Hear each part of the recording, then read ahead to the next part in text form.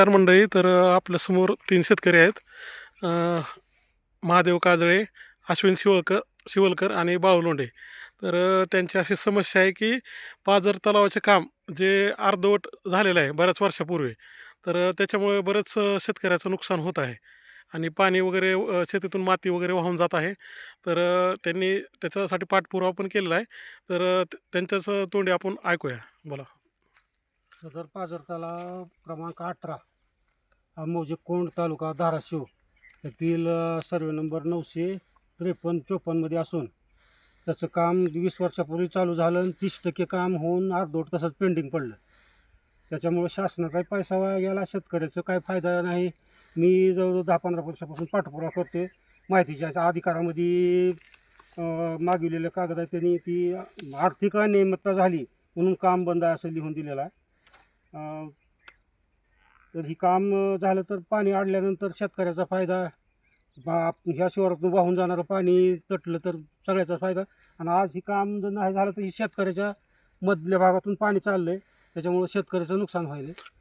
मी जिल्हाधिकारी साहेबांना दिलेले पत्र आहेत, नंतर मुख्यमंत्री कार्यालयाला 2दा-3दा पत्र दिले.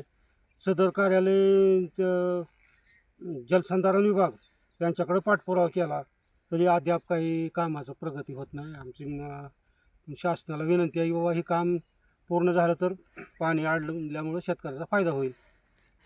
अश्विन तुम्ही सांगा.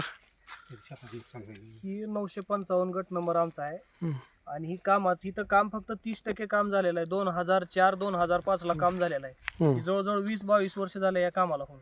आणि काम अर्धवट झाल्यामुळे ही पूर्ण पाणी येते आणि इथं पाळू फुटलेली आहे, दिसतंय सगळं पाणी असं सगळं बरमधातून जातंय. सगळे टोटल पूर्ण क्षेत्रामध्ये पाणी साचतंय आणि इथलं पीक काहीच हाताला लागत नाही. प्रत्येक वर्षी पीक सगळं जायला लागले.